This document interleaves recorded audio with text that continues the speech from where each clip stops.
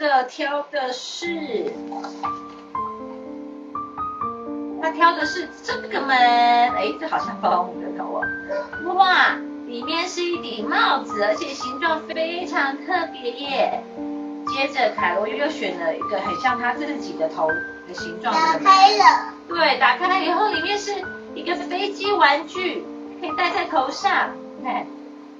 戴在头上的一个飞机玩具，真的。他就把它戴在头上，看一个飞机好可爱。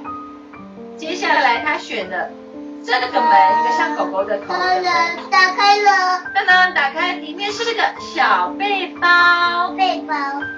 再来是这个门，像丫丫的门，哦，里面是一双奇怪的溜冰鞋。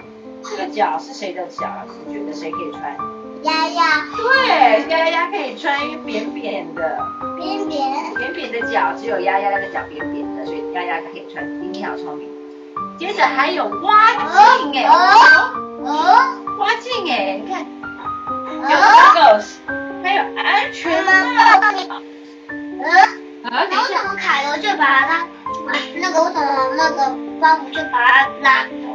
我看看，发现机器人吗？他买太多东西了。机器人吗？对，你看，又买了蛙镜，又买了安全帽。凯罗还想玩，可是再玩下去恐怕不得了，东西太多了啦，只好硬把它拉走。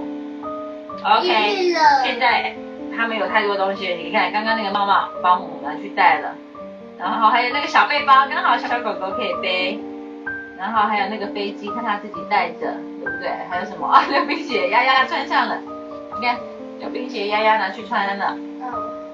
还有什么安全帽在哪里？安全帽哦，对他们那个田鼠朋友戴他的安全帽 ，Goggles 也在他们的朋友脸上了。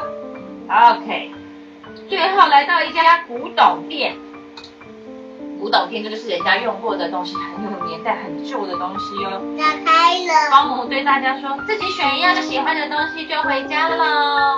哇，他要送大家礼物哎。保姆觉得哦，这个东西不错，这个还好，对，这个还好，这个好像蛮好玩的，小小的豆腐，不过还是选这个好了。诶，他喜欢这个机器人。结果凯罗挑了一个旧平底锅，底部凹凸不平的，你看凹凸凸的，价格又很贵。保姆告诉凯罗，我们只剩下一点钱。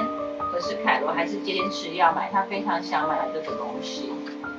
好吧，最后他们只好拿去把陶笛还给了田鼠，然后把钱凑在一起，买了平底锅。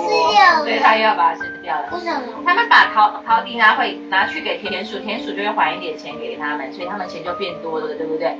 就可以拿去买平底锅了。为什么田鼠就把它吃掉？那是田鼠的表演啊。对，他每次都把所有东西塞在嘴巴，你要看什么，他再把它拿出来。吃掉。对。后来东西都买好了，差不多要回家喽。大家都买到了自己喜欢的东西，真是太好了。太好了。回到家以后，每个人都迫不及待的打开买来的东西。哇，好多东西，可是因为太累了啦，大家就呼呼大睡了，都睡着了。你看，每个人都好累，都在睡觉了。隔天早上，凯罗起了大早，不用起来要做什么？